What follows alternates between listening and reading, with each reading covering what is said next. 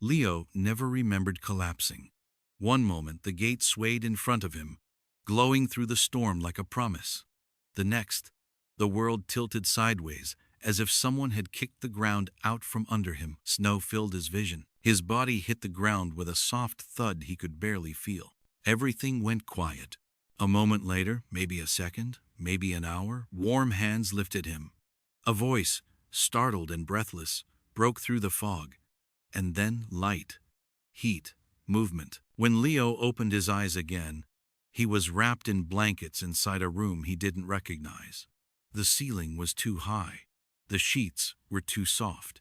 The air smelled clean, like lemon, and something expensive. He tried to sit up, but his body felt heavy, as if the cold still clung to him. That was when he saw the man sitting near him. Tall, serious, sharp-eyed, concern etched into every line of his face. Ryan Cole, his mother's mysterious good man. Leo didn't know yet that the man watching him was the owner of the factory his mother worked, in the same place that demanded too much from her, the same place that didn't care whether she made it home to her son. All he knew was that he was safe for the moment.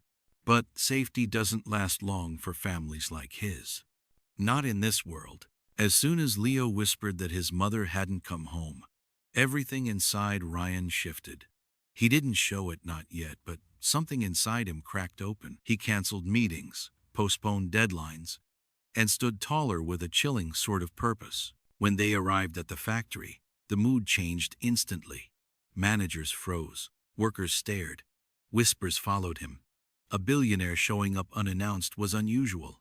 Showing up with a black child gripping his hand, that was something else entirely. Leo didn't know the politics of power, but he could feel it the way people's eyes darted away from him, as if he wasn't supposed to be there, as if his presence made things uncomfortable, as if a black child in a rich man's world was a problem.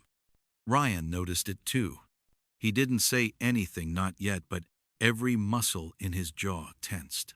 They pushed through the noise of machines until they reached the medical room, and there, sitting slumped on a cot, pale and shaking, was Sophia. Leo ran to her. She held him tight, whispering apologies, her body trembling from exhaustion and fear. But Ryan watched her, watched the way she struggled to stay upright, watched the way she avoided saying too much in front of her supervisors. He wasn't stupid. He recognized the signs of a system that survived by grinding people down. One look at her, and he knew this wasn't just overwork. This was exploitation. And somewhere beneath it, something uglier. When Ryan demanded answers, the manager squirmed. He lied first, said she worked a standard shift. Then Ryan pressed harder, and the truth crackled through the factory like a snapped wire. 16 hours of work within a single day. 4 hours of rest before returning. Multiple shifts with barely any breaks. And the unspoken threat: if she refused, if she pushed back, if she dared to advocate for herself, her hours could be cut. Her job could vanish. Her life, already fragile, could collapse entirely. It was a story Ryan had heard before but never witnessed this closely. The system he benefited from had teeth, and it bit down hardest on people who looked like Sophia and children who looked like Leo. He felt something unfamiliar rising in him, a kind of anger he didn't recognize. Not the anger of a CEO losing profit. Something deeper, something human. "Show me the overtime logs," he ordered. The room went silent. The manager hesitated the way men hesitate when the truth is worse than the consequence of hiding it. Ryan's voice sharpened. "Now." As the manager scrambled to gather documents, Ryan stepped out with Leo. The boy's small hand fit into his palm, warm now, but still trembling. "Is Mommy going to be fired?" Leo asked quietly. Ryan didn't answer right away, because the truth was complicated. People didn't get fired outright in places like this. They got hours cut, shifts rearranged, responsibilities increased until they broke. The punishment didn't come all at once. It came in pieces. "No," Ryan finally said, "but some people in this building might be." Leo looked up at him, eyes wide, trusting. It hit Ryan harder than he expected. Back in the medical room, Dr. Morrison finished his evaluation. Sophia needed rest. Real rest, not 10 minutes in a break room or a nap leaned against a locker. But when she heard she'd be put on medical leave, her first reaction wasn't relief. It was fear. 3 days without work, sir. I can't lose the hours, she whispered, her voice cracking. I don't have savings. I don't have anyone else. I can't. Ryan cut her off gently. You're being paid. Full wages. Her breath hitched. Leo stared at Ryan like he was a magician. But the warmth of the moment didn't last, because outside the medical room, the supervisor's voice carried down the hall as he spoke to a foreman. If the boss thinks she's fragile, we can't keep scheduling her nights. Liability, you know. Might be better to move her off the full-time track. Ryan heard it. Sophia didn't. Not yet. Ryan stepped out of the room so quietly the supervisor didn't notice him approaching. Finish that sentence, Ryan said coldly. The supervisor spun around, face draining of color. Sir, I didn't realize.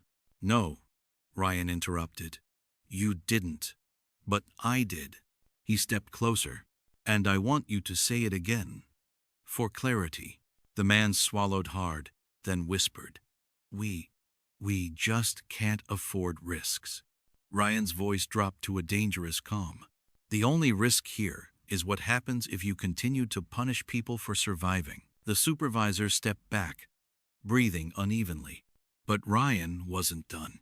You will not cut her hours. You will not change her shift. You will not retaliate in any form. Because if you do, his voice lowered, colder than the snowstorm, you won't just lose your job. You'll lose your career. The supervisor nodded so fast he looked dizzy. But deep down, Ryan knew this wasn't over. Not even close. Because threats fix surface problems. Systems hide deeper ones. And this system, his system, had been harming people like Sophia long before he showed up with a shivering child in his arms. When they finally left the factory, the storm had quieted. But a new storm had begun, one that would unravel secrets, challenge power, and expose injustices buried beneath routine and policy. As Ryan helped Sophia into the car, Leo looked up at him with a mix of hope and confusion. Are you going to help us? He asked softly. Ryan hesitated, not because he doubted himself, but because he knew the truth. Helping one family meant confronting an entire system built on inequality. And once he stepped into that fight, he might never get out. He closed the car door. Yes, he said finally, I'm going to help you. But he had no idea just how dangerous that promise would become. The drive back to the apartment was quiet, but not a peaceful quiet, more like the silence that settles before something breaks. Snow tapped against the windows. Streetlights glowed in long, blurry streaks. Sophia held Leo's hand the entire ride, gripping it like she was afraid he might disappear if she let go. Ryan kept glancing in the rearview mirror. Not at the road, not at the snow, at them. At the exhausted mother who could barely keep her eyes open. At the child who stared out the window with a look far older than his 6 years should allow. He felt something unfamiliar tightening in his chest. Guilt, responsibility, anger, sharp, pointed, and directed at himself more than anyone else. He owned that factory. He signed the documents. He approved the schedules. And he never once wondered who paid the price. Now the cost had a face. 2 of them. When they arrived, Ryan walked them to the apartment door. The hallway smelled like old carpet and cold air. A flickering light buzzed above. The walls were thin, painted in a color that used to be white long ago. This was where she lived after 16-hour shifts. He was only trying to survive the night. A little boy, lost in a raging snowstorm, whispering his mother's name as the cold closed in around him. But what drove a child into the darkness alone wasn't the weather, it was something far more painful something no child should ever face. And when he collapsed at the gates of a billionaire's mansion, the truth that followed would expose a reality most people choose to ignore. What happened to his mother? And why did no one help until it was almost too late? Before we go back, let us know where you're watching from. And subscribe, because tomorrow I've got something extra special for you. For most of his young life, 6-year-old Leo had learned to move quietly through a world that wasn't built for boys like him, small, black, and living in a neighborhood where people worked themselves numb and still barely survived. His mother, Sophia, carried 2 jobs and still made time to smooth his hair in the mornings, kiss his forehead, and whisper, "We're okay, baby. We always find a way." Their apartment was small and drafty, but it was home. A place where Leo drew pictures at the kitchen table while his mother reheated leftovers after long shifts. A place where the heater rattled like it was fighting for its own life. A place where love filled the empty spaces that money never could. Every night, no matter how exhausted she was, Sophia came home. That was the rule. That was the rhythm of their lives. And Leo trusted it, the way children trust the sun to rise. On the evening before everything changed, Leo sat on the couch waiting for her, bundled in a blanket with fading cartoon characters on it. The clock ticked. The wind outside pressed against the windows like a warning. Snow had started falling early, heavier than usual, coating the streets in an icy white that swallowed sound and light. Still, Leo waited. He waited the way he always did, quiet, patient, trusting. But hours passed. The shadows in the apartment grew longer. The wind howled harder, and the silence stretched into something sharp, something unfamiliar. His mother always came home before sunrise, even after the night shift. She always texted the neighbor to check on him. She always called if the factory kept her late. Tonight, there was nothing. Leo curled deeper under the blanket, listening for her keys, the slow scrape of her boots at the door. Instead, he heard only the storm, the hungry wind, and the thump of his own heartbeat. He whispered to himself the way his mother taught him when he was scared. "Mom always comes back. Mom always finds her way." But his voice cracked. Outside, the snow piled higher. The streetlights buzzed and flickered. The world felt colder, bigger, emptier. Leo's stomach twisted.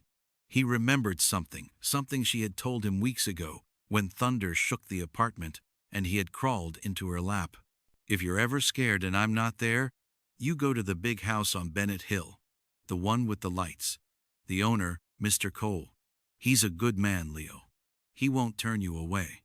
Back then, it sounded like a fairy tale. A mansion glowing at the top of a hill. A man rich enough to make storms irrelevant. Someone powerful enough to help, if help ever became necessary. But help wasn't supposed to become necessary. Yet now, in the early hours of the morning, every instinct told Leo something was wrong. He slid off the couch, pulling on his thin red jacket, the one from the donation center, the one with the broken zipper. His shoes were still damp from yesterday, but he pushed his feet into them anyway. He grabbed the small backpack his mother packed for emergencies, though she never explained what those emergencies might be. Before stepping outside, he looked around the apartment one more time. The blanket on the couch, the empty kitchen, the note on the fridge reminding him to drink water. Everything looked normal, untouched, unchanged. Except his mother wasn't there. When he opened the door, the cold slapped him so hard it stole his breath. Snow whipped across his face, biting into his skin. He blinked against the sting, but he didn't stop. His mother always said that being brave didn't mean not being scared. It meant doing what you had to do even when you were trembling. And Leo was trembling. He stepped into the storm, the door clicking shut behind him. Each step sank into the snow. Each gust pushed against him like an invisible hand, trying to turn him back. But he kept going toward the hill, toward the mansion with the lights, toward the only person his mother believed would help. He didn't know what waited for him at the top. He didn't know what he would find. But he knew one thing for certain. Whatever had kept his mother from coming home, it wasn't ordinary.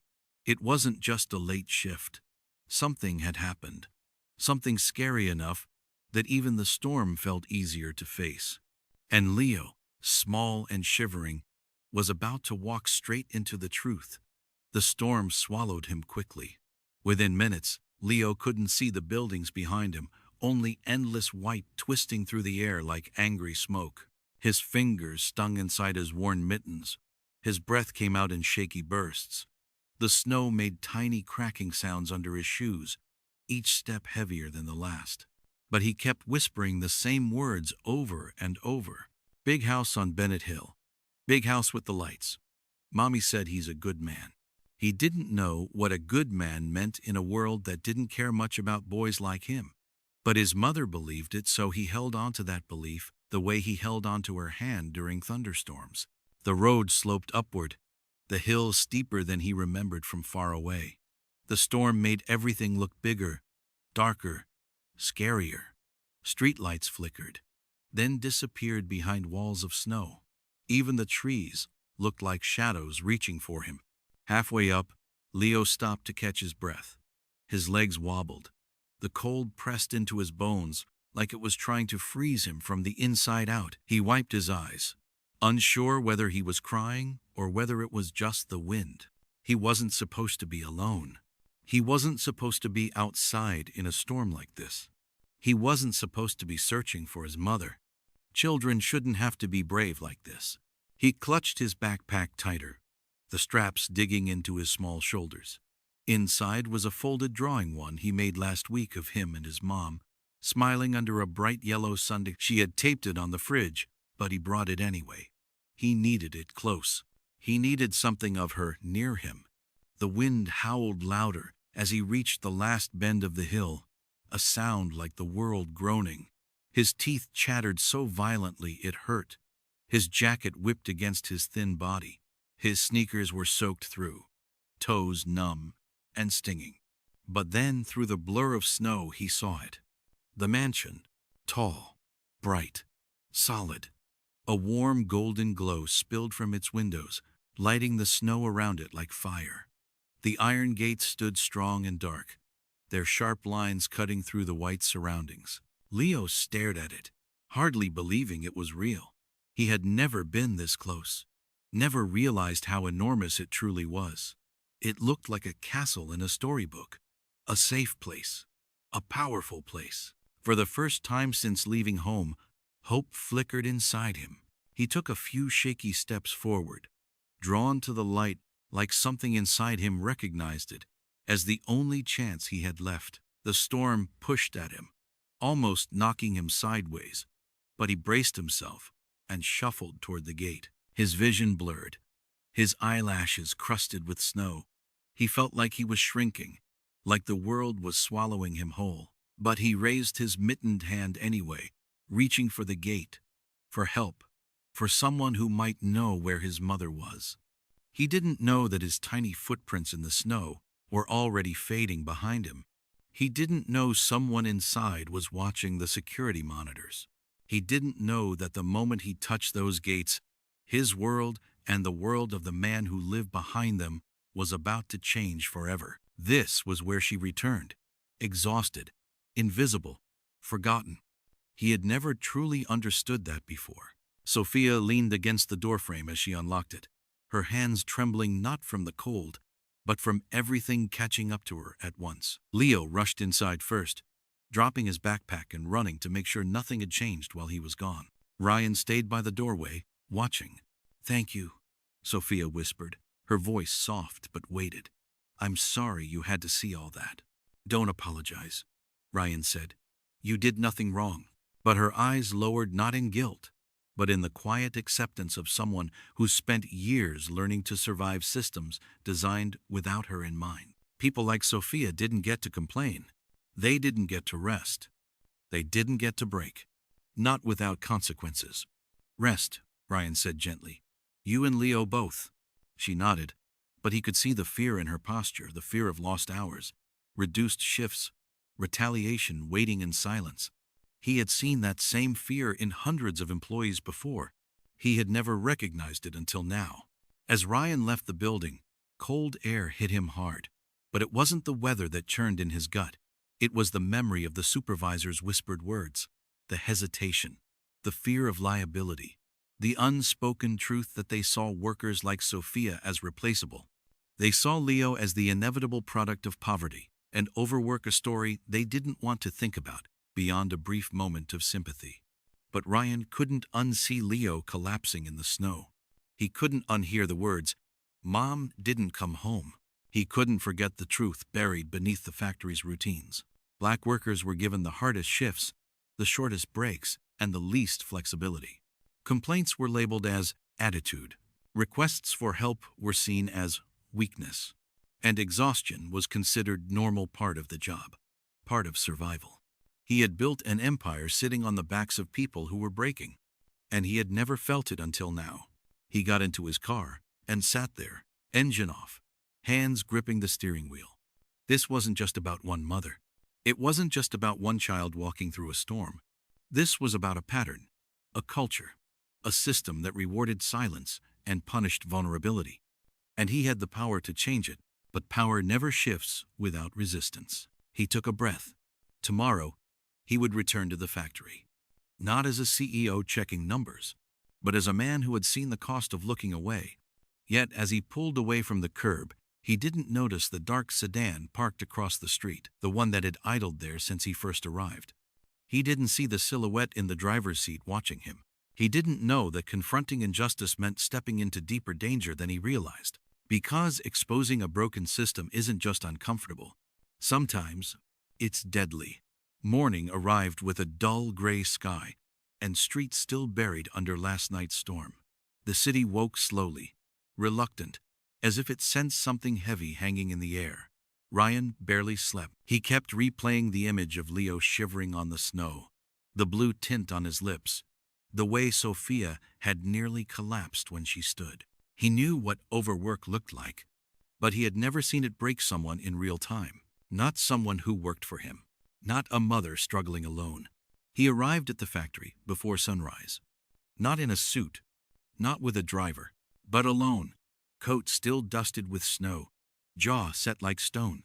Workers entering the building froze when they saw him. Some straightened their uniforms.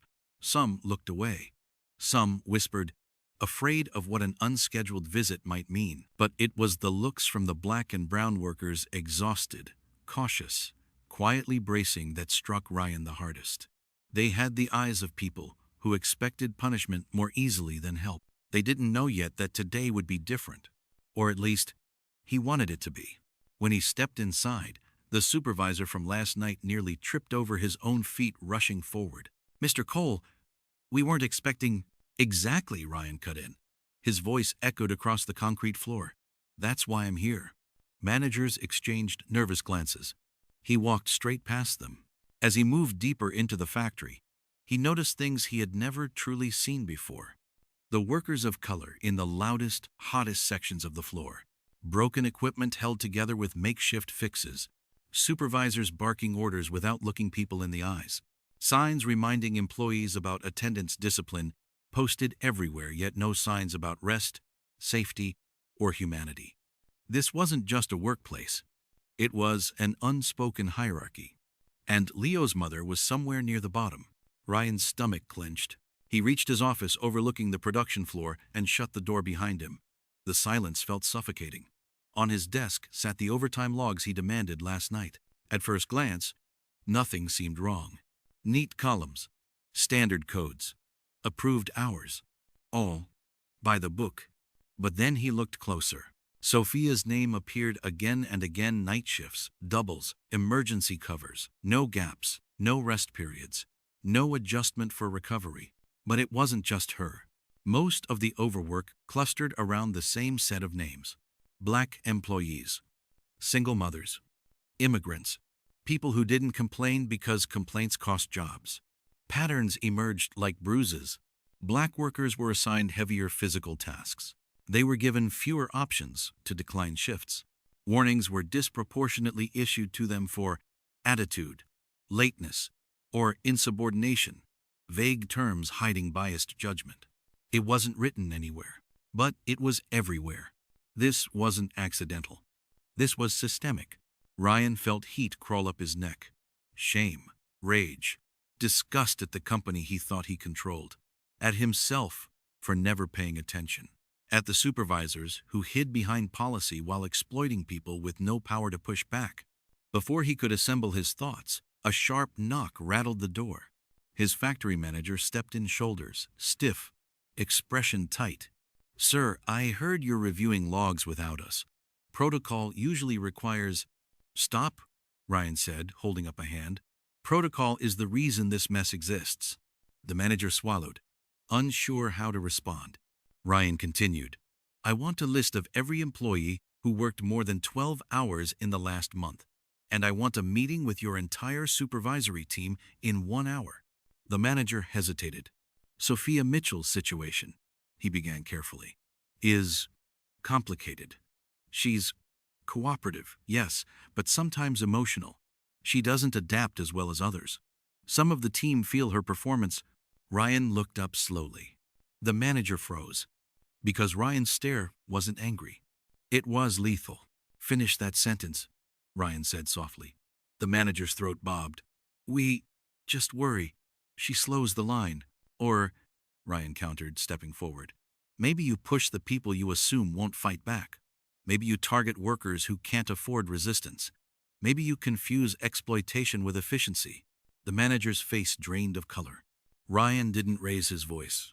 He didn't threaten. He didn't posture. He simply spoke the truth the man didn't expect him to see. "This ends today," Ryan said. But the manager's eyes flickered, not with guilt, with fear. Not fear of consequences, fear of exposure. And Ryan realized something crucial. Some of the supervisors weren't just overworking vulnerable people. They were hiding something, protecting someone, or covering up a practice bigger than he yet understood. Before Ryan could confront him further, another supervisor rushed into the office. "Sir, you need to see this. It's about last night, about the boy." Ryan's pulse spiked. "What about him?" The supervisor held out a printed security report, hands shaking slightly. "Someone accessed the gate controls after hours. Someone authorized, and they erased footage from the east side cameras before the boy collapsed." Ryan's chest tightened. Someone didn't want the truth recorded. Someone was watching Leo. Someone didn't want the boy to reach him. A chill ran through him, colder than the storm outside. Because Leo hadn't just wandered into danger, he had walked into someone's way, and that someone might still be watching. Ryan's hands tightened around the security report until the paper crumpled. Someone had tampered with the footage. Someone had opened the gate moments before Leo collapsed. Someone with authorization. That meant this wasn't an accident. Someone in his own factory, his own leadership, had known a freezing child was outside and ignored it. Or worse, "I wanted to keep him out." "Who accessed the controls?" Ryan demanded. The supervisor hesitated. "The system logs show Henderson's ID. The floor manager, the man who claimed not to know anything, the man who called Sophia unreliable, the man who flinched the moment Ryan mentioned retaliation." Ryan didn't wait. He stormed through the factory, ignoring the startled looks, the sudden silence, the way people stepped back as if a wave of heat was coming off him. When he reached the break room, Henderson stood inside, sipping coffee like the world hadn't nearly let a child die last night. Ryan slammed the door so hard the walls shook. Henderson dropped the cup. It shattered on the floor. "You opened the gate," Ryan said, voice low and dangerous. "And then you deleted the footage. What were you trying to hide?" Henderson's face paled. "Sir, I can explain." "Try," Ryan snapped. Henderson swallowed hard. "We get trespassers sometimes. People wandering up from the neighborhood. I thought it was just another kid messing around. I didn't want the cameras showing that the gate malfunctioned. It makes us look careless with security." Ryan stepped closer. "So you let a child freeze outside?" "I didn't know he was hurt." "You didn't check," Ryan roared. "Do you understand? A 6-year-old boy nearly died at the gate of my property, and you cared more about optics than a life." Henderson backed against the wall, trembling. "Sir, the storm was bad. The cameras were glitching. That's not the storm, that's you. You made a choice. Ryan's voice dropped to a chilling calm. If he had died out there, you would have killed him. Henderson's breath hitched. I wasn't thinking. No, Ryan said coldly. You were thinking exactly the way this place trained you to think. That people like Leo, families like his, don't matter. That their suffering isn't your problem. Henderson's eyes darted away. Because he knew it was true.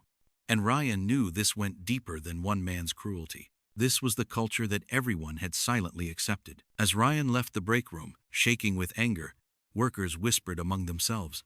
Rumors spread fast. People glanced at him not with fear now but hope, as if someone had finally seen what they had endured for years. But hope is fragile, especially when threatened. Mr. Cole! A security guard rushed toward him, panic in his expression. What now? Ryan demanded. It's Sophia Mitchell, the guard said breathlessly. Someone filed an incident report on her this morning, accusing her of violating safety protocols. They want her suspended pending investigation. Ryan's heart slammed against his ribs. Suspended? After she nearly collapsed? After working 16 hours? After her son walked through a blizzard? This wasn't coincidence. This was retaliation. It always happened. Quietly paperwork, accusations, vague claims about performance. And it always targeted the people least able to fight back. How soon does the suspension go into effect? Ryan asked sharply. Immediately, sir. She's been asked to report back to the factory. She's already on her way. Ryan didn't think. He ran. Out of the factory, into the freezing air. Snow crunched under his shoes as he sprinted to his car. His breath hit the windows like fog. The engine roared as he tore through the streets. Suspension meant no pay, no security, no food, no stability. For families like Sophia's, suspension was a weapon, a subtle way to break someone without leaving visible bruises. He dialed her number. No answer. He tried again. Still nothing. Fear crawled up his spine. Had she collapsed again? Did she even know what she was walking into? Was someone waiting for her there? He pressed harder on the accelerator. When he reached the factory, Sophia was already inside, standing in a small, windowless office. Two supervisors blocked the doorway. Leo stood behind his mother, clinging to her jacket, eyes wide with confusion and fear. Sophia's voice shook. I didn't do anything wrong. I followed every rule. I was dizzy, yes, but I informed the nurse. One supervisor cut her off. Your performance has been slipping. We've documented concerns for weeks. That's a lie, Sophia's voice cracked. You're doing this because Mr. Cole stepped in last night. You're trying to punish me. The supervisor's jaw clenched. Watch your tone. Leo flinched at the sharpness. Sophia pulled him closer, and Ryan saw red. He stepped into the room. No, you watch your tone. Everyone froze. The supervisor straightened instantly, fear flashing across their faces. Mr. Cole, sir, You were about to suspend a mother who nearly collapsed from overwork, Ryan said. A woman you forced into double shifts. A woman you pushed because you thought she wouldn't fight back. The supervisors swallowed hard. Ryan stepped forward. You want a safety violation? He said. Fine, I have one.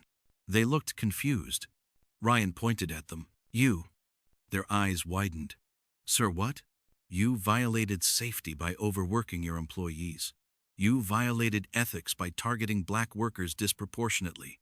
You violated humanity by leaving a child outside in the snow. One supervisor tried to speak, but Ryan cut him off. And now you retaliate against the woman whose son nearly died because of your negligence? Silence. Ryan turned to Sophia. You are not suspended, he said firmly. You will not be punished. You will be protected. Her breath shuddered. Tears welled. Leo's small hand tightened on hers. Ryan faced the supervisors again. You two, he said, are relieved of duty. Effective now. Security will escort you out. A full investigation begins today. The supervisors sputtered, faces contorted with anger and disbelief. You can't do this. I just did, Ryan said. Security guards stepped forward. The supervisors' protests echoed weakly down the hall as they were led away. But this wasn't the end. It was the beginning of something much harder. something that would expose everything the factory had hidden for years. Ryan turned back to Sophia. "You're safe now," he said softly. But before she could answer, another supervisor rushed into the room, breathless. "Sir, you need to come to the loading bay." Ryan stiffened. "What happened?" The supervisor swallowed hard. "It's about the erased footage, and the person who ordered it.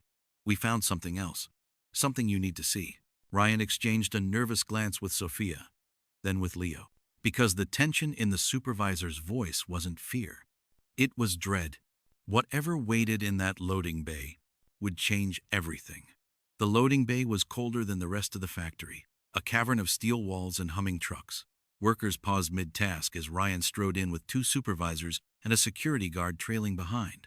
Something in the air felt wrong, thick, heavy, waiting. The supervisor who had summoned him stood near a stack of crates, clutching a tablet like it was a lifeline. "Show me," Ryan said. The man tapped the screen with trembling fingers. A blurry black and white feed appeared grainy, distorted from the storm. But even through the static, Ryan recognized the outline. Leo, tiny, walking alone beside the fence, the wind pushing him sideways. Ryan's chest constricted. The footage showed Leo approaching the back of the factory first, not the mansion. Tiny gloved hands banging on a locked service door. His voice lost to the storm. He had come here for help before he ever reached Bennett Hill. But no one opened the door. No one even checked. Ryan felt nausea rise inside him as the recording continued. Leo turned away from the factory, shivering violently. His steps wobbled. He slipped once, caught himself. Then, slowly, he began the long walk up the hill. Through the storm, through the dark, through a world that wasn't watching. "Why wasn't this reported?" Ryan demanded. The supervisor lowered the tablet, guilt in his eyes. "Sir, Henderson told us not to. He said the footage made the factory look negligent. He said it wasn't our responsibility." Ryan stared at the man, barely able to breathe. Not our responsibility. A child knocking on a locked door. A child begging for help. A child freezing while grown adults turned away. Not our responsibility. The words echoed in his skull. But the worst part wasn't the footage. It wasn't Henderson's decision. It was the last 30 seconds of the recording. A shadow appeared near the service door, broad shoulders, a jacket hood pulled low. The storm blurred the face, but not the posture, not the deliberate movement. The figure leaned down near the camera, reached up with a gloved hand, and shut it off. Manually. Ryan felt the floor tilt beneath him. "Who is that?" he whispered. The supervisor swallowed. "We don't know yet, but the timestamp, it matches the moment the East cameras went offline too. Meaning the same person who shut this camera off was the same person who erased the gate footage and tried to prevent anyone from knowing Leo had come here first.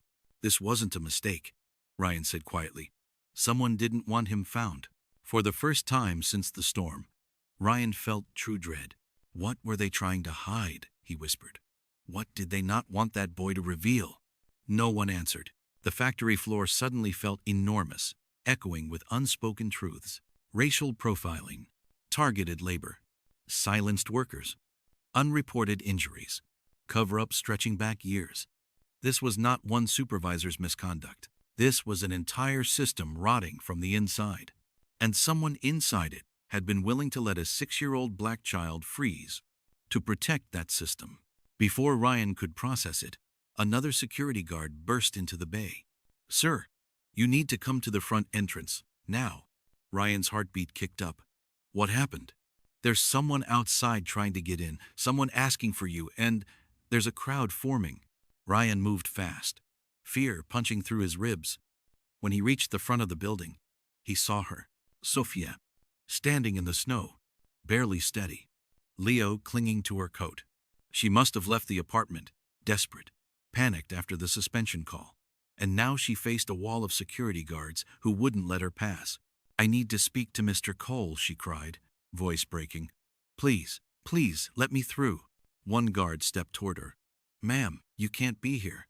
Your shift isn't—" "She's here because of me," Ryan said, stepping forward.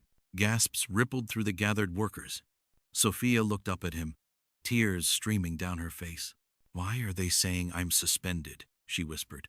Why did they call me back here? Why does it feel like I'm being punished for something I didn't do? Leo looked between them, terrified.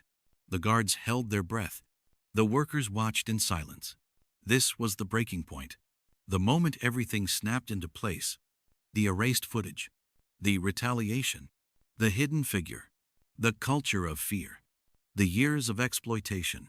Sophia wasn't just a victim of overwork. She was a target. Someone had wanted her silenced. Someone wanted to bury her voice, her complaints, her existence, and her blackness made it easier for them to justify doing so. Ryan stepped between her and the guards.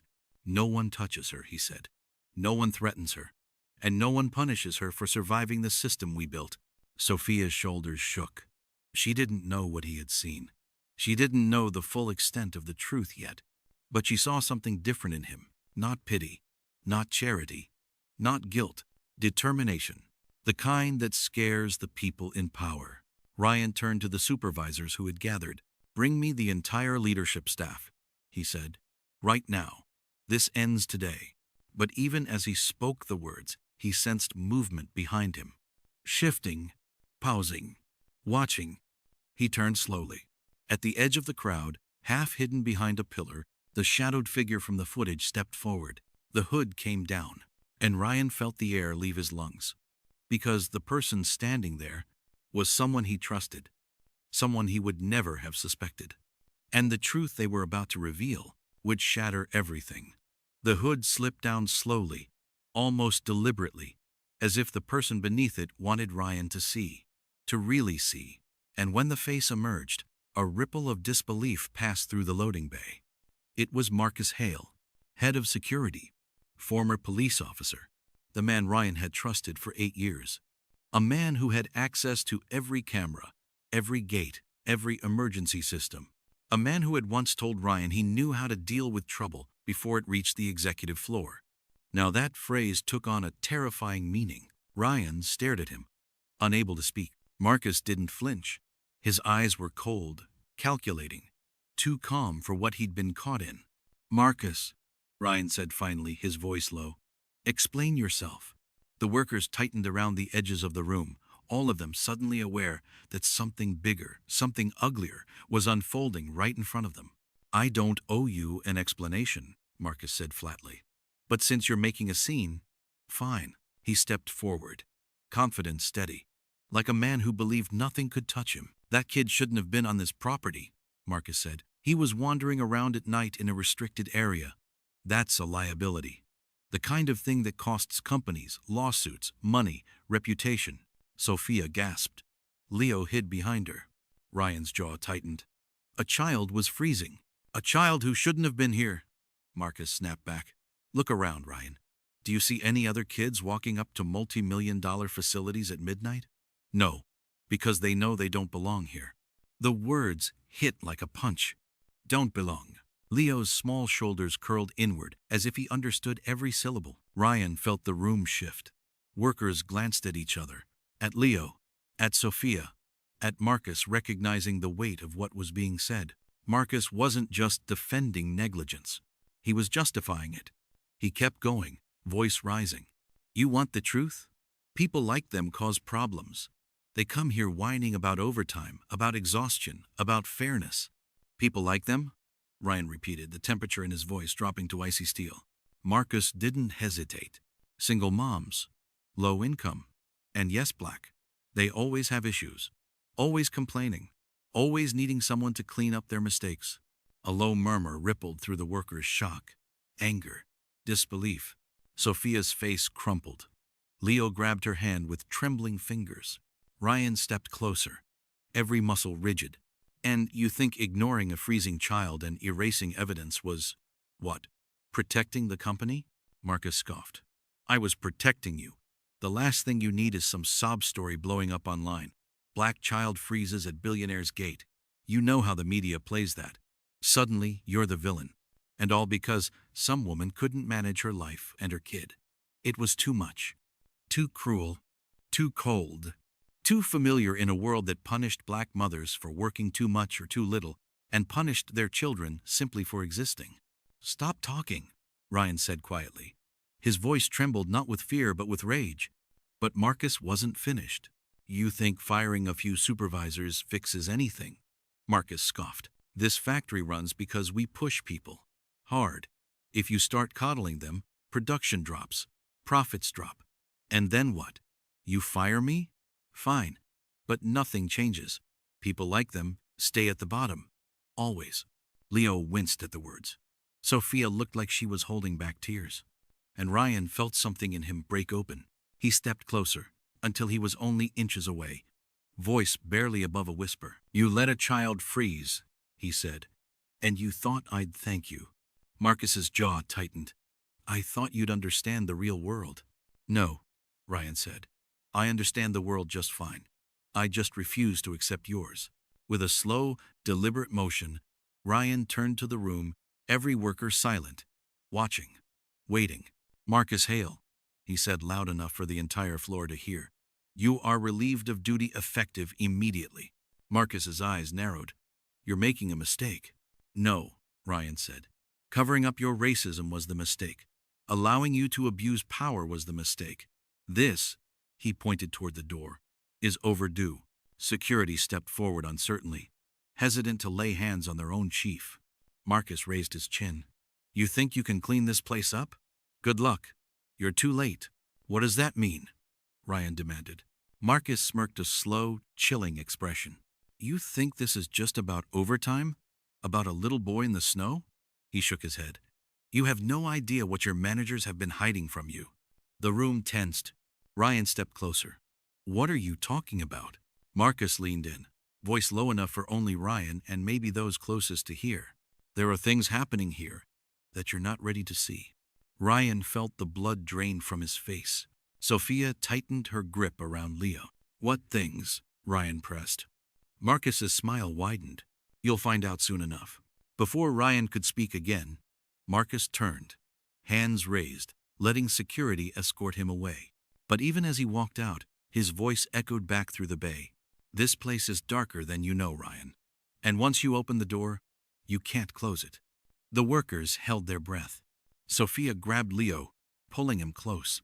Ryan stood frozen, because he knew the real truth was still hidden, and much worse than anything he had uncovered yet. The factory felt different after Marcus was escorted out, quieter, heavier, as if the truth he hinted at was now alive in the walls, vibrating through the metal beams and concrete floors. Workers stood in clusters, whispering to one another. Some looked hopeful. Others looked afraid, but all of them were watching Ryan, watching Sophia, watching Leo, because something had shifted, and everyone felt it. Sophia held her son close, her breathing shallow, her eyes unfocused. The shock of everything, the long nights, the collapse, the suspension, the confrontation, the realization that someone had deliberately tried to erase her child's presence, was catching up to her in a tidal wave. Let's go home, Ryan said softly. Both of you. You don't need to be here. Another second. Sophia nodded weakly, but there was hesitation in her movement. What if they come after me again? What if you're not here next time? They'll retaliate. They already tried. Ryan shook his head. Not anymore. I'll make sure of it. She looked at him with a mixture of gratitude and disbelief, the kind of disbelief that comes from a lifetime of being told that people in power do not protect people like her, that the world was safer when she stayed silent. Leo tugged on her sleeve. Mommy, can we go home now? Her eyes softened. Yes, baby, we're going. Ryan personally drove them back, silent but determined. The engine hummed gently, a stark contrast to the storm from the night before. Snow had settled across the city, peaceful and deceptive. The world outside looked calm, but inside that car, all three of them knew their lives had altered in ways they couldn't fully grasp yet. When they reached the apartment, Sophia paused outside the door, hand trembling on the knob. I don't know what happens next, she whispered. For the first time, Ryan answered honestly, Neither do I, but I'm not walking away. He meant it, but he also felt the weight of what Marcus said. You have no idea what your managers have been hiding from you. Those words looped in his mind like a warning. Sophia sank onto the couch once they were inside, exhaustion finally claiming her. Leo curled beside her, his head resting on her lap, his small hand wrapped around hers like a lifeline. The two of them looked fragile, too fragile for the world that had demanded so much. Rest, Ryan said again, but this time it sounded more like a promise than a suggestion. However, rest could only last so long. Within hours, his phone vibrated nonstop calls from upper management, lawyers, board members, demanding explanations for suspensions, terminations, unauthorized investigations. At first, Ryan ignored them. Then one message appeared that made his blood run cold. Stop digging before you open something you cannot shut. No name, no number, just a warning. And suddenly the puzzle pieces rearranged themselves inside him. This wasn't just about overwork. This wasn't just about racism. This wasn't even just about negligence. Someone had erased footage for a reason. Someone had been afraid of what Leo might expose. Someone higher than Marcus, higher than Henderson. Someone with something to lose. Ryan felt a slow, burning anger rise inside him, a kind he had never experienced before. It wasn't frustration. It wasn't guilt. It was purpose. Leo walked through a blizzard to find help, he whispered to himself. He shouldn't have had to. That was the real failure. Not the cameras, not the supervisors, not the missing footage. The system had forced a child to become his own rescue. And that truth settled into Ryan's chest like fire. This wasn't about saving one family anymore. It was about unraveling the machinery that had ground them down in the first place. He stood, took one last look at Sophia and Leo sleeping on the couch, and stepped quietly outside. He had work to do. Real work. Dangerous work. The kind that would reshape everything. Forever. Snow crunched under Ryan's shoes as he left the apartment building. The cold bit into his skin, but the storm inside him burned hotter. The anonymous warning message echoed in his mind, not as a deterrent, but as confirmation. There was something deeper, something people in power wanted hidden, something a 6-year-old boy had accidentally stepped too close to. Ryan drove straight to the factory headquarters, not the floor, but the administrative building attached to it, the place where decisions were made, where oversight supposedly existed, where signatures on documents shaped thousands of workers' lives. As he entered, employees stiffened. Some stepped aside quickly, others whispered. His presence was no longer a routine occurrence, it was a disruption, a threat, a signal that something was unraveling. He walked to the conference room, the one with glass walls and a long polished table. 5 board members were already there, including the CFO, the head of operations, and the legal advisor. They looked tense, not curious, not concerned. Tense. Before anyone could speak, the CFO stepped forward. Ryan, we heard what happened on the floor, she began, voice tight. You fired supervisors, without review, suspended security leadership, accessed private logs of my own factory. He cut in sharply. You're destabilizing operations, she said. We're asking you to pause your investigation until we can conduct a formal internal review. Ryan stared at her. A review run by the same people who allowed this culture to exist? Her jaw twitched. The head of operations, a tall man with silver hair, leaned forward. You're letting emotions cloud your judgment, he said. This is about procedure, not this is about racism, Ryan snapped. This is about exploitation. This is about a child who almost died because of negligence at my facility. A beat of silence filled the room. Then the legal advisor spoke quietly. Too quietly. We're aware. Ryan's blood chilled. We knew something would happen eventually, she continued. Not the specifics, not the child, but we knew mistakes were being made. Ryan's breath caught. You knew? The CFO exhaled heavily. Ryan, this is an old system, built long before you inherited this company. There were complaints, patterns, lawsuits that were settled quietly years ago. Attempts to address things that didn't go far. Because none of you pushed, Ryan said. Because the problems didn't affect you. The head of operations bristled. That's unfair. No, Ryan corrected. What's unfair is a woman being forced to work 16 hours straight. What's unfair is a black child freezing outside a building he thought might help him. What's unfair is all of you knowing this system was broken and doing nothing. Silence fell again, thicker this time. Then the CFO said something that made the floor tilt beneath him. "Ryan, if you dig too far, you're going to expose all of us." He stared at her, stunned. "That's the point," he said slowly. "No," she answered, stepping closer. "Listen carefully. If you make this public, if you tear everything open, you won't just lose a few supervisors. You will lose investors, partnerships, contracts. The board will remove you. The press will devour you. And the people you think you're helping will lose their jobs when the factory collapses." For the first time, Ryan saw it. They weren't trying to protect him. They were trying to protect themselves, their careers, their reputations, their legacy. And they were willing to sacrifice anyone, Sophia, Leo, hundreds of vulnerable workers to keep the system intact. Ryan stepped closer to the table, voice steady. "Tell me exactly what you've been hiding." No one moved. He repeated it, sharper. "Tell me." Finally, the head of operations spoke. "There was a report," he said quietly, "a few months ago, about a worker who fainted on the line. Exhaustion. But the supervisor claimed she faked it for attention. They fired her." Ryan's hands curled into fists. The CFO added, "And before that, another case involving a young black worker who requested a shift change due to health issues. The request was denied. He collapsed during overtime. Nearly died." "Why wasn't this shown to me?" Ryan demanded. Legal swallowed hard. "Because reporting it would have required shutting down production. Delays, costs, investigations." The words hit him like blows. "So the solution," Ryan said quietly, "was to hide everything." "Yes," she whispered. He exhaled sharply, chest tight.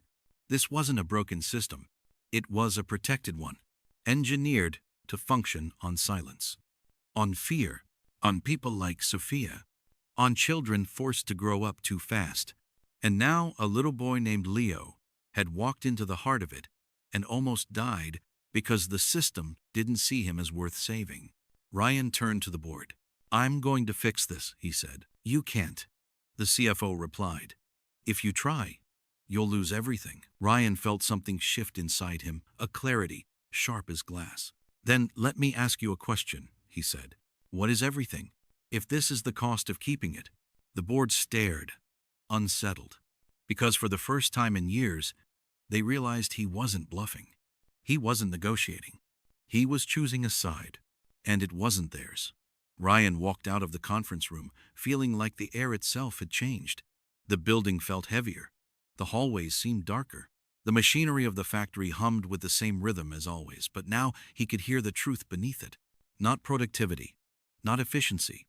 Suffering, the kind that had been normalized so deeply that the people in charge no longer recognized it as suffering at all. He drove straight back to Sophia's apartment, not to reassure her, not to comfort Leo, but because he realized something crucial. They deserved to know the truth before anyone else. When he knocked gently on the door, it opened a few seconds later. Sophia looked tired but steadier after some rest. Leo peeked from behind her, eyes wide and still wary. "Ryan, is everything okay?" she asked. "No," he answered honestly. "But it will be." They let him inside. The living room was still dim. Shoes by the door. Leo's small backpack leaning against the couch. Sophia's coat hanging on a chair. Simple pieces of a simple life, but each one carried the weight of survival, of working twice as hard for half as much. He sat down across from her. "I need to tell you something," he began softly. "About the factory. About the people running it." Sophia folded her hands. "Is it about what happened last night?" "It's about everything that happened before last night," he said. "The long shifts, the pressure, the retaliation, the way you were treated, the way workers like you have been treated for years." Sophia swallowed, bracing herself. Ryan continued, "They knew, Sophia. They knew what was happening. They knew people were collapsing on the line. They knew the workload wasn't safe. They hid reports to avoid blame." Her breath hitched, but she didn't look surprised. She looked tired. "I figured," she whispered. "We all did. But what choice did we have? You complain, you lose hours. You lose hours, you lose your home. They count on that. They know people like me don't have much room to fall." Ryan felt something twist inside him, anger at a system he had inherited, ignorance he had been sheltered by, a reality he had never been forced to face. Marcus was part of it, Ryan said. The security cover-ups, the erased footage. But he wasn't acting alone. There are policies, unspoken rules, practices, designed to keep you quiet, to keep people in your position trapped. Sophia nodded slowly, her eyes glistening. We always knew the rules. We just didn't know how deep they went. Leo climbed onto the couch beside her, leaning against her side. He looked at Ryan with a seriousness far beyond his 6 years. Are you going to stop them? He asked quietly. Ryan hesitated, not because he doubted himself, but because he understood the scale of what he was about to do. Yes, he said. I'm going to change everything. Not just for you, for every worker there. He turned to Sophia. And I want you involved. She blinked. Me? You understand the factory better than any executive. You understand the impact of every scheduled change, every supervisor decision. I need your insight to rebuild it the right way. Her eyes widened in shock. Ryan, You're not just anything, he interrupted gently. You're the person they tried hardest to silence, and that means your voice is the one they fear the most. For the first time since the storm, Sophia smiled, small, fragile, but real. A smile of someone who had lived their entire life unheard, suddenly realizing someone was listening. Leo leaned into her, relieved. But the story didn't end with comfort. It ended with purpose. Over the next weeks, the factory changed. Supervisors were replaced. Schedule restructured. Rest breaks enforced. Safety protocols rewritten. Independent oversight brought in. And the walls that had once echoed with exhaustion began to echo with something different. Hope. But Ryan didn't stop there. He held town halls. He met with workers. He listened to stories that had been buried for years, stories of discrimination, fear, humiliation, injustice, stories that should never have been ignored. And little by little, the factory became something new. Not perfect, but accountable, transparent, human. Sophia regained her strength. Leo laughed again. And Ryan, for the first time in his life, felt like he was using his power for something that mattered. Something bigger than his title, bigger than the company, bigger than himself. One evening, as the sun dipped behind the snowy rooftops, Ryan stood outside the apartment building, watching Leo play in the fresh snow bundled warmly this time, his laughter ringing through the crisp air. Sophia stepped beside Ryan. We're okay now, she said quietly. He nodded. You deserve to be. She glanced at him. You didn't have to do any of this. No, he replied softly, but I should have. Silence settled between them, a peaceful silence. Not the kind born from fear. Sophia looked toward the sky. Do you think things will really change? Not just for us, for everyone? Ryan followed her gaze, snowflakes drifting past the fading light. They will, he said, but only if stories like yours are told, and heard, and believed. She breathed out slowly, a mixture of grief and hope. Because this wasn't just her story. It was the story of thousands, millions. People who live in systems that see their pain as an inconvenience. People who walk into storms because the world gives them no other choice. People who are forgotten until tragedy forces someone to notice. Ryan turned to her, voice steady. The question isn't whether the world will listen, he said. It's whether we'll keep speaking. Until it finally does.